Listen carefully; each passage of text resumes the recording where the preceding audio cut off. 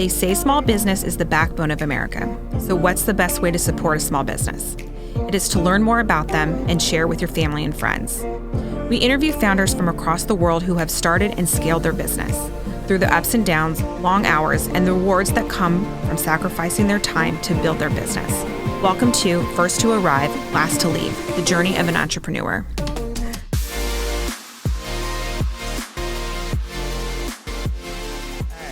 All right, welcome to another episode of First to Arrive, Last to Leave. I'm Erin Greger. I'm Courtney Radloff. And today we have another special guest. They're always special. I know. I got to come up with a different intro. So sorry, Brittany. All right, we're here with Brittany Traylor, CEO of Traylor Transpo. Brittany, welcome. How are you guys doing? Welcome. We are awesome. And I am excited to jump into this. We were watching some interviews you did previously, so we're doing a little bit of research on you. And you have quite an interesting story. So definitely not a life that was just silver spoon handed to you and right. You got to start this great company. You've come quite a way. So can you talk a little bit about your start being over in Germany? Right. And then coming over to the U.S. and getting into the world of transportation? It's a long story, so I'm going to give you the high-level summary. Okay. But essentially, I grew up in Germany, so I'm German, even though it doesn't look like it and doesn't sound like it. But so I grew up in foster home from, the age of 11 until I aged out, and really just didn't know what to do with my life, right? And really just trying to figure it out. And then I don't know, and something just compelled me to, okay, well, let's try to, meet my family in America. Let's meet my real dad and things of that nature, and let's see what America has to offer, right? So I came over here. Of course, I could speak a little bit of English, the English that you learn or the Spanish that you learn in school, but that's not really helpful as you're, going through life. So I think my first job was at Welcome to Moe's. You know them guys? I don't. You don't? No. It's like Chipotle. Okay. So it's like a taco spot. And that's kind of why I have this accent, because I was working with just Hispanic guys, and they taught me English. So everyone is like, right. I like to mention that, so it makes sense. Right? Okay. So that's where you learned to speak English. Right. So they taught me English. So I adore that. That's awesome. So I adopted kind of low-key that accent from those guys, and still 21, really still trying to figure out what to do with life. And now I'm in this new world, culture shock, all these different people, and just this concept of a melting pot, right? Germany's not like that. Yeah. So that was definitely a lot, I guess, to process and really to overcome. But it wasn't until I was like 25 and until I was like, let me try trucking. And really just because my uncle said he makes $1,000 a week and he takes cool pictures on the road. That was really the compelling part. I had no awesome, super duper, I'm going to take over the world type of reason, but I've always, based on my growing up, I've always wanted to do something to provide opportunities. I always saw myself in a position where I can be great and bring other people on and break social barriers and things of that nature. I really just didn't know how to go about it. So with 25, I started being a truck and then trucked everywhere until I was like 28, 29, till COVID hit. Yeah. And then, I kind of already purposely put myself through like a mini university. I had like sticky notes all over my truck and whiteboards, and I would pull up to business conventions and conferences and trade shows with my truck and take a quick shower at Pilot, put a little suit on, and, and then go to a conference for a weekend. So I was already trying to put myself in that position and reading books and things of that nature. I didn't read a book until I was 25, I think, right? So besides school books. And then, one thing led to the next, and now we're here. So what was the drive, from a perspective, you talked about creating opportunity, but I'm so intrigued by this because you weren't, I don't know what happened in the foster care system, but I'm going to guess you probably weren't put in situations where people were really showing you personal development or, showing you possibilities, right? So A, you had to figure that all out on your own. B, you've got this, I want to help people. And your driving truck, where was that? What was happening where you're like, I'm going to go from driver to owner and create these opportunities, and I can do this. I mean, you're overcoming a ton of stuff all at once. I have no idea. Okay. I just do it. I just do it every amazing. day. I'm not really sure. There's not one specific thing that happened that made me feel like I can do it, right? I just always know that I don't want to stay here. You know, I'm destined for greatness. In some type of way, I'm destined for greatness. And you're right. You know, in the foster system, no. They teach you when you age out, here's how you apply for food stamps. Here's how you apply for housing. And we're going to teach you how to stay in the system, right? So that's really, and I'm assuming America is pretty much the same, right? Probably. But yeah, that's kind of, but you know, the people that did raise me, the social workers, as you may call them, they did always see some great things in me. You know, hey, you know, like for my graduation, I got a gold pen so I can sign my business contracts when I grow up and things of that nature. So the thought that I can be something great was not maybe all the way nurtured, but it was definitely sparked something somewhere, right? And then the same from teachers. You know, I had always a emotional challenge in school, of course. So I would never go to school, or barely, but always have A's. So people did see something already in me, but it took me a long while to see it in myself. Yeah, absolutely. And I just wanted to, you know, when it comes to helping others, that's really where that comes from, because a lot of people, you know, just not to be, I guess, arrogant or whatnot, but I'm not the rule, I am the expectation, right? So how do we create that rule and that social barrier for those that, because it did take me a while to understand that I have the pen to my own life. Like, I write the story, right? I think when you're growing up, you have to kind of learn that as you mature, that you have so much control and you're so empowered. But when we're younger, we don't really realize that. So it did take me a while to really realize that. And that's kind of the key function that I want to give to others, right? For you to have that understanding that no matter what you're going through, you know, this too shall pass and you can overcome this. I like that you referenced that you had your own schooling. It's like Taylor University, if you will. Right. On wheels. Right, on wheels. And so when you start in the trucking industry, and how did you learn? Was it just through, you know, calling your uncle, or like how did you grow into? A little bit of everything. Okay. So I was in an oil field for a while. Okay. And that's when I saw people have trucks. I'm like, wow, you can have your own truck? You can do that? That is so cool, right? And then, oh yeah, you can own multiple trucks, right? You can, what do I have to do to get there? And I still didn't know, but I did need to know that I need knowledge, some type of business knowledge, right? And then when COVID came and, you know, really before COVID, I was working in West Texas. And I got fired a couple times because speeding tickets, petty things of that nature. So I was working in West Texas with this company, and they, from today till tomorrow, just let everyone go and let nobody know, right? Yeah. So we was 6 people in a Motel 6 in West Texas. And I'm like, you know what? F this. You know, I think I can do this better. These guys are not treating us right. This is how they treat drivers. And that night I went on inkfile.com and just started an LLC. And I had like this speech for 2 hours in front of like my little audience of other colleagues. And I'm like, yeah, I'm going to do this and I'm going to do that. And I did that. And then I hired all of them 2 years later. Wow.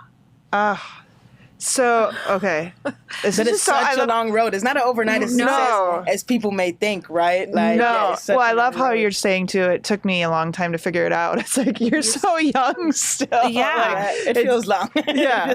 Well, yeah, you've had a lot. But it's almost like the bricks weren't laid for you. You found them and put them in front of you and took those steps. I mean, that's not a lot of people have the will or the grit to do that. No. Right. And you were like, no, I'm doing this. And you didn't understand it and you still made it happen. Right. Okay. Yeah, no, like we've had a lot of conversations about this too. There's a lot of people who want to own a business, right? A lot of people who think, okay, well, I'll do this. They're not doing it right. I'm going to do it myself. And the thing about owning a business is you start peeling back those layers. You're like, ooh, it's not for the faint of heart, right? Absolutely. Yeah. And there's a lot of people where you're like, okay, you need to do this, this, and this. They're like, okay, well, I really want this thing, but that A and B thing you laid out, I'm going to try to skirt around that and only do C, right? And so they have all these things, but they don't do any of it. So the fact that you like saw this and you kept going is just... Success is my only option. Yeah. I mean, what's the alternative? Exactly. Go back to the Motel 6. Yeah, if you don't live up to your fullest potential, what are you even living exactly for, you know? But a lot of people aren't That's No. not what school teaches you. No. Right? There are some schools that teach you that, but that is Right. not the general rule of thumb to live up to your Yeah. expectations. It is, and I just read an article about this, it is to follow the rules and become Right. part of the system. Right. So that Study you- and spit out what you just learned. Right. Yeah. Right. I was Yeah. always a little badass, so I always had that going for myself, against the rules and stuff. But I think that is a deep,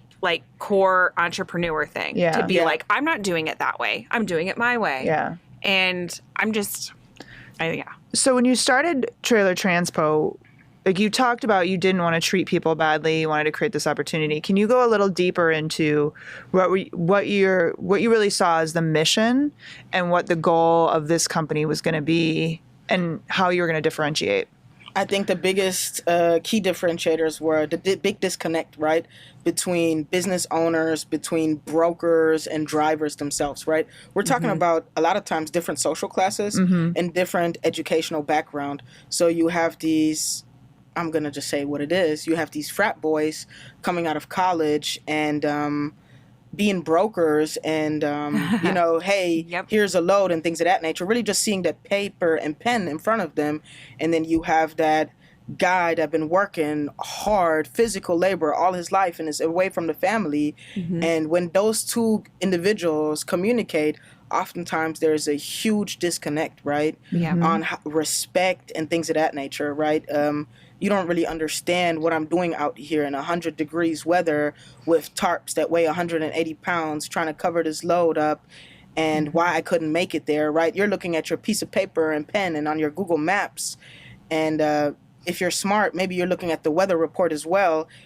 And that's about it, right? Yeah. So there's Yeah. a huge disconnect and a huge barrier between those parties. But then also as business owner, right? A lot of people put drivers in the trucks, no refrigerator, no inverter, the things that you really need to survive, right? But you wouldn't put yourself in a position. And then I hear all the time, it's so far hard to find drivers. No, it's really not. You got to pay Right. people right and you got to treat people right. And I mean, that's all across the board, everywhere like that, right? But oftentimes we're spending more time in that truck than we're spending at home.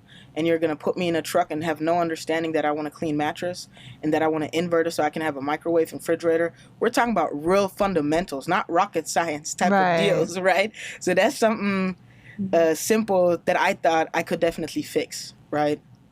But then it came to when I started hiring people, I'm like, oh, I can't save the world in one day. I need to learn how to manage people and Yeah. communicate and delegate and things of that nature. So then come that next layer of challenge of, I understand the trade, I understand my industry, but how do I really own a business, right? I think that's a lot of times where small businesses go under.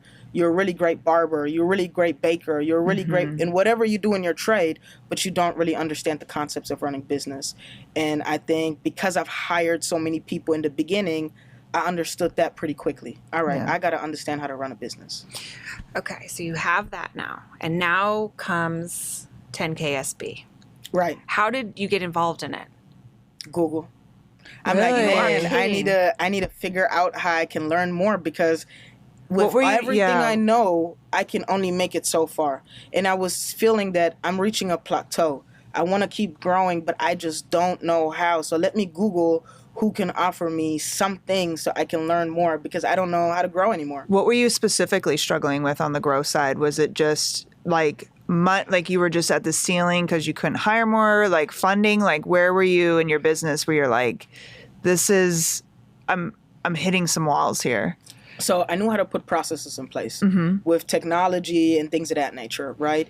So I'm like, oh yeah, I'm doing really great. But then when it comes to, do you have a sales process? Do you have accurate SOPs and things of that nature where other people can understand? Because I came to that point from hustle, right? So I could hustle my way up to $1.5 million.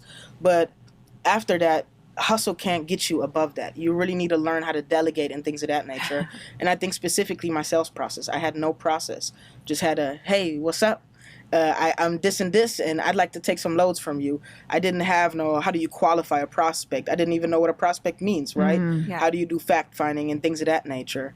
So that's really, I wasn't able to get really much traction anymore because I wasn't following, a process. I was just hustling. You're flying by the seat of your pants. Yeah. Yeah. Which Which is another entrepreneur thing. I think that's Yeah. that's how you have to in the beginning, because if you follow rules, you miss opportunity because you're trying to put yourself in a box. And so you're trying everything, throwing everything at the wall, and then you can narrow it down and really learn the process of things. So now you're in the program. Yeah, I graduated. You graduated, right? So what was your lesson that you, or not lesson, but like the section that you enjoyed the most? That I enjoyed and disliked. Well, I was going to say, let's say you learned the most from, because a lot of times, most impactful. Yeah, most impactful. I think the financial aspect. Yeah. Because I was constantly sending these banks and whatnot my QuickBooks statements, and I have a balance sheet. Yeah, I have this. Yeah, no wonder I didn't get no loans. Everything's out of whack. I don't even know what things mean. So I think that gave me really the most insight, but was definitely the most difficult aspect for me to understand and really to break down. So that took a little while. But overall, what 10KSP showed me is, again, you constantly get drawn a little bit into the working in your business, especially when you're not, growing right away, or when employees not really instantly, transmitting all the information that you're getting them into action that's actually valuable. You kind of tend to want to work in your business.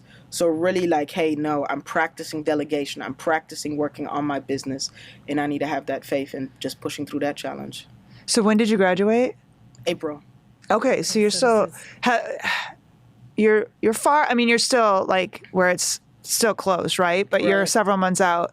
Have you seen shifts in your business? I know we talk about the 10K magic while you're in it, some of this magic stuff happens, but even after, has your business looked different? Absolutely. Okay. And how?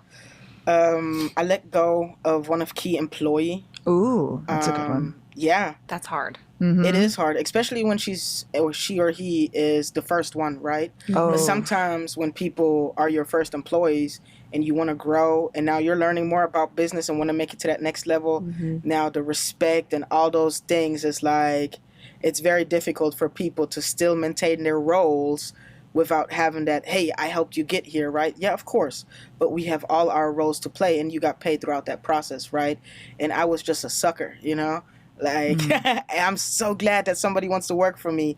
Let me overpay them. Let me give them all the control, and let me just, let them run a shit show, basically, So what was that moment that was tough. That I was gonna say, well, even I was just depressed. I'm not gonna lie. But realizing you had to do that, there's kind of those where you probably knew along the way, it took me but 2 months. Yeah, having that, it's the whisper, right? You hear the whispers of what you need to do, and then the hit, and then you get a 2x4 across your head, that moment. But what was it like that moment where you're I have to do, I know I should have done this, but I have to do this right now? The moment that person didn't want to grow with me anymore. Oh, okay. I gave them the opportunity with a performance improvement plan, hey, these are the things that I think we can work on together and grow together, and I'll support you along the way. And they didn't want to grow no more. And that was, you let yourself go at that moment. Yeah. It's interesting. Yeah. Enough rope to hang yourself? Yeah. Is that I'm saying? Okay. Growth strategy. What was your growth strategy during the program? And are you in the process of implementing it, or is it down the line? I was when I was already in school, I was starting to implement those things. So when I let that key employee go, that was throughout school. Perfect. So, that was a lot. But now I've hired new staff. I've been training new staff, figuring out new ways to train, just having more meetings and having more of a, structure, and a little bit more of a tighter, I don't know, a little bit more micromanaging, I guess I would say. So are you local trucking? Or No, I'm regional. Regional. So okay. we're going all the way from Arizona, all the way up to Kentucky, and all the way east as far as Atlanta, Georgia. Awesome. That's so really we're cool. staying in that odd little triangle. And just because I know the trucking business to an extent because we use them for manufactured goods, but how do you land a contract with a Target? Is that something you have to you have to be vetted for it? You have to apply for it? Do you know how that traditionally works? I'm just curious. I'm very untraditional. Okay. So, No, which is great. Yeah. I don't really, I don't do government contracts yet or things of that nature. I really I really hit the pavement and knock on doors and build relationships and things of that nature. So, right now, I don't know if you guys are aware, but we're at a low time with rates. Yeah. And everybody's like, oh, how are you able to survive this? How are you able to sustain this? That is how. Great relationship, intimate relationships where we're really communicating, building with each other for years instead of just, hey, I won this contract because I was the lowest bid and now somebody else was able to underbid me, right? I just really believe in something that's sustainable and that comes with real relationships and that comes just with knocking on doors. And one thing that I do like about America in a whole is my experience is that people love the hustle. And people love when you know that you're serious and that you're hustling and that you're grinding and that you're ready to get it and that you're up for the challenge, even if you don't have all your ducks in a row, right? And that's for everybody that's just listening and watching. If you can show up and come to somebody that you're ready for the challenge, that you work hard and you have something to show, people will respect that. Yeah, because not a lot of people have that. Right. Well, and I want to dig deeper into the relationship side of things because I would love to know because there's one thing of knocking on the doors and opening the door, right? And then there's another thing of keeping that relationship maintained. So when 2 years down the line happen and they're like, hey, I need to I remember her or whatever. What have you done? Or what do you do? Like what kind of some secrets to success of keeping that relationship open and maintained even when they're not buying or even to show that hustle, to show that you're serious and not just, hey, we talked and then you went away until they needed you. Does that make sense? Yeah. Two things, transparency and sense of urgency. I want to feel, if I do business with someone and I'm giving you my money, I want to at least feel like you're not responding to me a day later or 2 days later or things of that nature, right? Make me feel important, right? And that's what I transmit to my customers. We have under 15 minutes, I'm responding, or one of my people is responding to an email. The sense of urgency is really, I think, the primary way to show somebody respect. Like, hey, I acknowledge it. I don't know yet. I'm going to figure it out, or etc. Yep. In the end of the day, people just want to be acknowledged. And I think that's most and more so. First and foremost, and then just being transparent about your capacity and what you can and can't do. A lot of times people want to it's a great one. Sell themselves like I can do this, I'm the great in this and I'm a great in that, right? Just baby steps. Yeah because it's real fast to outgrow yourself and end up a whole crap show. Has that honesty ever hurt you in the sense Absolutely. of okay? Yeah, not everybody appreciates honesty, but this is how I operate. And then I think the one thing, when you're a little bit longer in business, not that I have been that long, but I am getting to a stage where I'm understanding who can I work with and who can I not. Right? Ooh, so you're qualifying. Right. Yes. Okay. Who is worth the headache and who is not, right? Who can I vibe with, right? And just understanding that's so much opportunity, so much money here on the table. If we can't get along with each other, if we don't have the right connection or the right characters, if we don't think about the same values, hey, then we just don't connect. I'm sorry, but it was great meeting you. You're still nice, right? Yeah. But I just can't do business with you. Valuable. But you got to get to that point, right? Yeah, exactly. Stability point, right? Yeah. Well, not all money is good money, right? No, like it's like that valuable where it's like. Absolutely. The headache you're going to cause me, you could pay me quadruple my rates, but the headache you're going to cause me, not worth it. But you cannot make that decision unless you have actually made the wrong decision numerous times. Like, because you'll say, because I'm sure too, like you get to, when you're building, you say yes to everything because you want the opportunity, you need the practice, what have you. And it's maturity in your business that really allows you to say, this is not worth it. This is not worth the time and the headache and stuff. I think there's so much value in what you said because that's another just hard lesson in the process. And I think that's everything hangs with, as an entrepreneur, it's one thing to learn all these business skills and things of that nature, but it's really a lot of personal growth, right? Yes. And the time that you stop to want to really personally grow, that's it for you as an entrepreneur. So I feel like the more I got to know myself better, the more I was able to, do better business and then be able to distinguish who do I want to hire, right? Who do I really vibe with? Who can, you can do the job really good, but if you, Yeah. BITCH, or I don't know what I You can can say. say- what yeah, I can't yeah, say. A fee you get charged.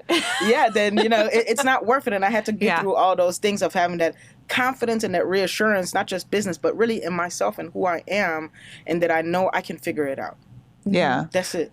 Well, and when did it shift for you too from, you talk about the confidence standpoint. So there's the side of, you talk about your first employee, like oh my gosh, I'm so excited. And you really, I know I've come into this problem. I speak for myself. I don't know if you did, but where it's like, you're not interviewing them, you're convincing them why you're great and they should work for you, right? Or like, let me tell you about this, and then let me tell you about this, and they're just silent. And then you're like, well, I can't wait for them to like shifting that. I've got something really amazing and a great opportunity for you. You need to sell me on why you should work here and why, how we can vibe and all of that stuff too. Right. So like, when you got to that point in the confidence, I know that's personal development too, but are you like, to be able to fire somebody and then to really go there, do you have that moment, or do you have like a process down now of how you're hiring where there is that different shift of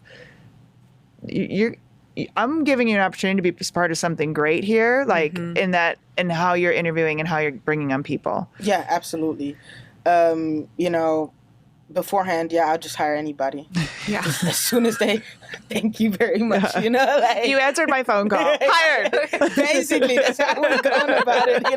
The first 6 months of my being, but then just failures and lessons, right? Yep. Teach you things, and now where I know the value that I have to bring, but also the passion that it takes to train somebody, right? I'm very, very passionate. I'll give you all the resources, and the way I just, really engaged and want you to grow. If you're a part of me, that's too much energy. You have to really come with something to really convince me now that, you're right. Beforehand, we had one interview, 20 minutes, you hired. Now we have like 3 interviews and then a test and things of that nature to really, how bad do you really want it, Because once you're on my team, I'm still a small business. Yes. You have to be a hustler. You have to have that I want to get it mentality and I want to grow it mentality. And if you can't show up 3 times for an interview and do some tests for me, then, you're already out the process. And that already in itself eliminates 90%. Well, and Wow. this is a reflection of you. Absolutely. Like, you want them to not, be a carbon copy of you. So that, because if they go out there and they're representing your business, it's Taylor. Yeah. They show up, they're on time, courteous, whatever the boxes are, they need to, that's a reflection of you. It's very, very hard to find people like Yeah. good people. Yeah. That are committed and just as excited about your success as you are. And Yes. when new programs come, just as excited of, let's figure out how to utilize this and, to the maximum efficiency. Yeah. Instead of just like, oh man, something new to learn. All right. Yeah. Yeah. It's definitely tough. We've worked with numerous truck drivers, and you've got the 21-year-old who's like pops out of the truck, super cool, super nice, offers to help, has the pallet jack and the whole deal. And then you've got another guy who's like, okay, just let me know when it's loaded. Right. And Right. right. That's a good example. No, that is we've even had truck drivers come in and, we're behind and they got to sit and wait, and that's their time. And they come into the building and they help us because they want it to be finished. And that doesn't happen as much anymore, but that has happened in the past. And I don't know, I've even got guys that are like, you're going to drive the forklift. It's like, well, yes, it's me. So, and then they compliment you. And I just think there's synergy in your staff, but then there also has to be synergy with your customers. Absolutely. And like, is there like advice and stuff that you give to your staff members that helps them build that bond with even the face-to-face stuff, like our warehouse people and your truck driver? Like, how does that? Besides just, we have uniforms and things of that nature, right? Yeah. That's one thing. But in transportation, the main thing that matters is how everyone is how you're, so successful. I show up on time. Yeah. Even though I didn't show up today on time. But We believe you. no, I just, it's the basic, it's really basic. It's showing up on time. And if you're not on time, then let me know ahead of time that you're not going to be on time. Yeah. And that in itself, even though it sounds so simple, already knocks 90% of the people out. It's a lost art. Yeah. Yeah. Yeah, it is really so simple to be successful. I mean, it's just like losing weight, right? It's so simple. You got to go to the gym and you got to eat less, right? But it's so hard to do. Yeah. And that's kind of how I feel about business. It's so simple. It's not rocket science. It's just hard to do because you have to be really disciplined and being able to manage your freedom. Everybody's not able to really discipline themselves when they have the torch in their hand. Yeah. Yeah. So when is Taylor University opening up for small business? You have so much wisdom for the amount of time that you've been in business, and not a lot of people can absorb information and then articulate it in such a way. So it's just like, I really appreciate you. I've been thinking about it. So my long-term goal would be to be a motivational speaker. I think you're doing it now. Yeah. This is it now. Appreciate it. Yeah. I'm calling Josh after this. Well, I think you need to. But I am going to. I think what's so amazing is that, you talk about the courses you took. You talk about the conferences you did. There are so many people who take the courses and go to the conferences and do all the things, but then they do nothing with the information, right? They make an excuse as to why it can't be me or why it shouldn't be me, or like I said, we talked earlier, it's like, I got to do I'm not going to call random strangers and try to get business. Like, that's a lot of effort. Mm-hmm. The fact that you are like, okay, done. You know what I mean? Like, that is, it's just, it's like you said, it's discipline. It's amazing. I mean, it's just all really incredible stuff because there's not a lot of people who do that. I think a lot of people are watching. You know how sometimes you feel like, oh man, I'm doing all this stuff and nobody knows, but now with social media, a lot of people inbox me like, hey, I'm watching you and things of that nature. And those are those little angels that, how I see it, that really give me that push that people are watching. I have to be successful because I needed me when I was younger. And I need to be that for others. I need to be that 14-year-old mixed kid that, doesn't think they're going to be anything in life besides criminal and things of that nature. I need them to see me be cool with all my tattoos and not have to be a rapper or a criminal or an athlete to really, really make it happen. I got to do it and I got to make it look cool because I want, to break these social barriers that we can even form those thoughts that, hey, I can be this. I can do this. I can do that. She's doing it. I can be it. Yeah, back in the days, 20 years ago, we didn't see nobody with tattoos in the office, right? No matter what color or whatever. No, you had, right? That's 40 years ago, we didn't see women. And so it takes somebody, and I'm going to have to be that somebody. And that's what motivates me to get up because, I'm doing great, but, it's not that much money to go through all these challenges. You really have to have a different motivator, and that's what it is for me. Like, I needed me as a kid, so let me be that to whoever I can be it to. That's I love amazing. that. So what's next for your business? Like, what are you working on that, like, next steps? Is it just hiring more people, more trucks, or is there any other new parts to your business? A little bit of that, yeah. But I started going pilot school last year, so... yeah, it's super scary. Okay. The first 10 times I was in a plane, I didn't even touch the steering wheel. Like, it was super scary. He's like, wait, so who was flying? He's like, you in control. I'm like, no, I'm not in control. Who's gonna watch? It was tough. Wow. But I do believe that eventually things are going to the air. Have y'all seen the article, that first flying car? What? No, Yeah. I need to see this. Please send it. Oh, yeah. The first flying car just got approved from FAA or whatnot. So it's coming. So, and I do think everything is going to the air at some point, right? Maybe not in our lifetime, but maybe in our kids' lifetime or in their kids. So, I would like to go into the air. But then also, I'm just trying to find more businesses to give different type of people opportunities, right? Maybe something more with trades, not something where everybody is not built to be in sales in front of a computer and things of that nature. Yep. So what could I do to assist kids that are aging out the system and things of that nature with something maybe that's more physical and more liable? So that's kind of the path I'm trying to figure it out. Are you familiar with Lala and Kind? Mm-mm. So they're a coffee shop here in Dallas, and my understanding of it is that they hire kids that are aging out of the foster care system. So awesome. I think it would behoove you to, I mean, I don't know anybody there, but I'd be happy to email them and be like, hey, you need to meet Taylor. I truly think that there's an allegiance there, because they're about spreading kindness. Like, that's what it's about. I don't know. Just seems very in line with what you just said. No, I would really appreciate that. That's awesome. Yeah. Yeah. Especially because trade school is not talked about enough. That's another, there is going to be a point when truck drivers are going to retire. Are you seeing that already in your industry? So that is something actually that I do want to work on. These electrical trucks and things these battery-driven trucks, that changes the entire school system. Everything that I learned in trucking school has nothing to do with a battery, essentially, right? You have to do a pre-trip, right? You have to check your tires, check your motor, check your oil, and those are the things that you learn in school, right? I think that's the longest section. How to do a pre-trip and a post-trip. How are you doing a pre-trip now on a battery? So I do believe in the next few years there's going to be some type of additional endorsement, or the entire way that you just take your license is going to change. So if I could be part of that process, so Nikola or Tesla, if you're listening. Well, even just self-driving too, right? That's what I'd like to be. Elon, who I love so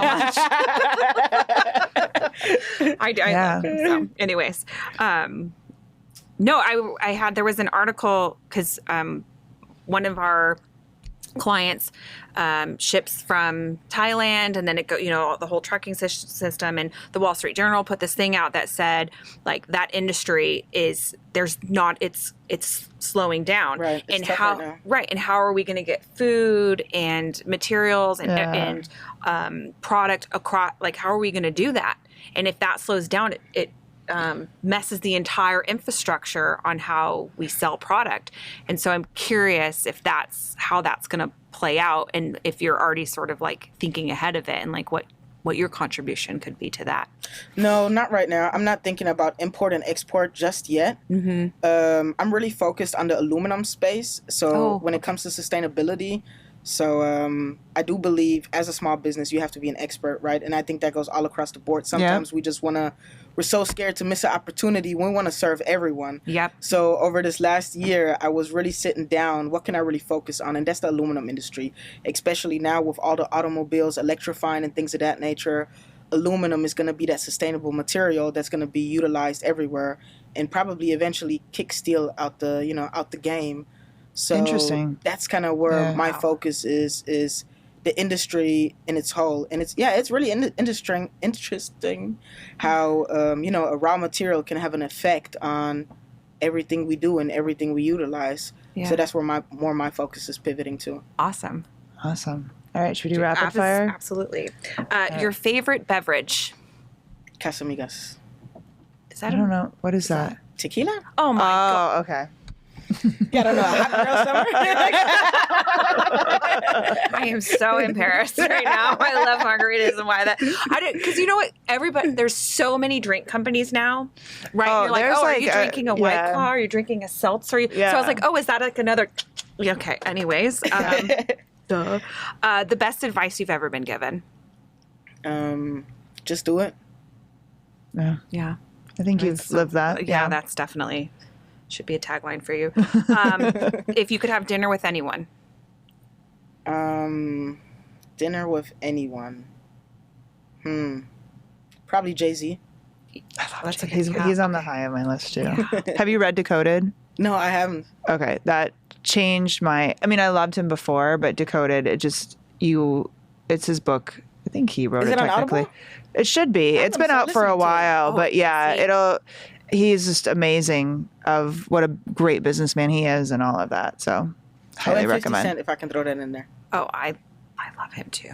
Anyways, your morning routine? I get up at 4. I meditate, contemplate, why am I doing this? So it's not just you. It's not just you. Good. Is that what we meditate for? Yeah. Am I doing this for what reason? Yeah. That feels like my morning too. Why can I retire today? Right. Let me just do something else. But no, then I usually go to the gym or I walk around. like walk, Yeah. outside of the lake or things of that nature. Yeah. And then I get to it. Awesome. What are you reading right now? What am I reading right now? I read a lot of John Maxwell, so I'm right now reading a book of leadership, 21, I think, rules of leadership. Yeah. But a lot of times I just need to repeat things, Like you're reading a book, okay, but sometimes you need to study it, So and go through it a couple times. All right, so that's my tangent. Courtney's heard me talk about this many times. So my kid, we were actually just having this conversation about this in the car the other day, or today, on the way here. So there's a book by Bob Proctor, and he talked about how, because I would do 52 books a year and go 52 books and go through it. Right. And he talked about, like, you got to study. Like, you've got to go through, because I would listen to a book the second time and it'd be like I'd never listened to it before, right? So I've got this book on, it's over and over and over and over again. And my kids, like, they're asking me today. However, this was really cool. Just the other day, they keep talking about Earl Nightingale's Strangest Secret, I believe it's. And my son's like, can we listen to that? He keeps talking about The Strangest Secret. Can we listen to that? I'm like, that is so cool. I'm like, you want to listen to Earl Nightingale's The Strangest Secret? Okay. Like, we'll play that. But it's like that, like all of a sudden it's catching on to my kids too. They talk about their paradigm. They're talking about their paradigm all the time because it's about shifting your paradigm. You won't, no matter how much you try to go for something, you'll never get there if you don't change your paradigm, right? So Lily's talking, she can't even say the word half the time. They're sit out there, but she's like, the paradigm or something. And I'm like, paradigm. But she's talking about what her paradigm means and all of this stuff.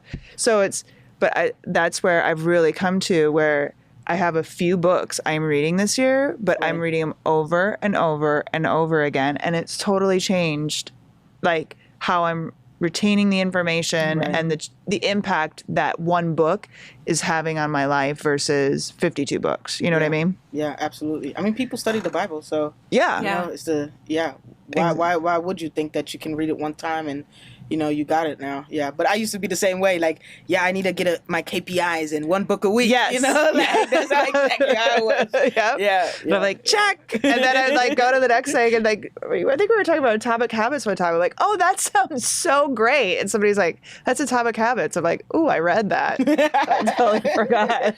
Well, what's interesting too is my sister went to medical school, and the way that they study, right, is like they're studying that one topic that week or what have you. And my dad would say that if you think of your brain as like an iceberg, and all of your memories and the way things are retained are penguins.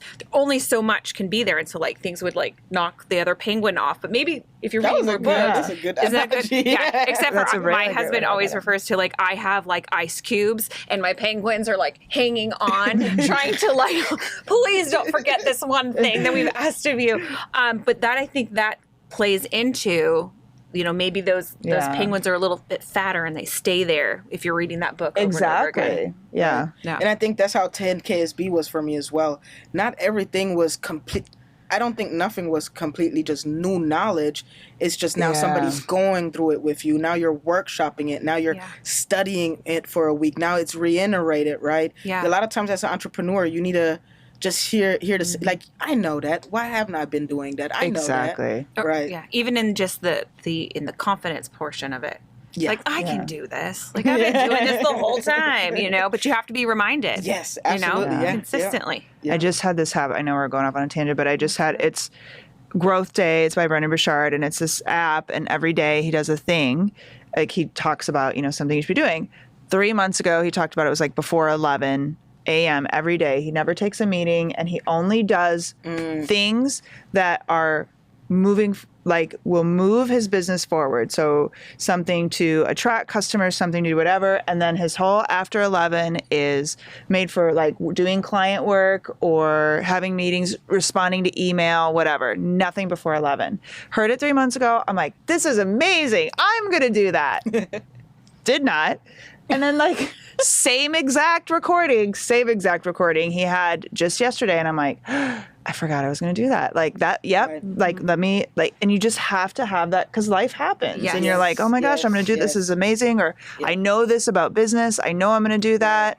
And then you sit down in 10K. You're like, I remember I knew this and I was going to do this, and then I got derailed. I let intention go out the door, right? So it's that like you've got to have that constant. And that's why it's so important to surround yourself around those people. Yeah. I'm so selective now of, you can be a good person, but if you're not bringing value, if you're not intellectual, if you're not spiritual, if you're not with health, if you're not within those 5 pillars of growth, then I can't really communicate with you, because then I'm going to start thinking like you. I know the type of person I am, and I know that I'm human, right? Mm-hmm. And your thinking pattern or your thinking habits are going to rub off on me. Yeah. So, being around those people that are constantly talking about growth, success, things of that nature, I mean, that's so powerful. Yeah. Like, how powerful are we beings? Just our energies can lift each other up or bring each other down is really powerful. Yeah. Isn't there like a quote that says something about like you become the 5 people you hang out with the most? Yeah. So choose wisely. I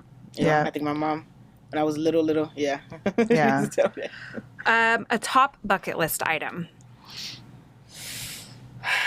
Top bucket list item to finish my pilot license. When is that? That's on me. Oh, that is on I didn't know if there was like a time frame. No, okay. No. It's just really tough. You gotta study a lot. You gotta learn a lot. You gotta retain a lot of information. So, I think that's on my top bucket list, and be a motivational speaker. Yeah, I like it. And what's a guilty pleasure? German chocolate. Mm. Oh yeah. Like when like German chocolate cake or like German chocolate? Like, just in general German chocolate, like Kinder Bueno, Lindt, especially white chocolate. Is it Toblerone? It was German. Is it Toblerone German chocolate? I thought that was Swiss. Is it? I think it's Swiss, but I don't like Toblerone. But like everything else, close enough. Like I'll eat 1 or 2 bars. Yeah.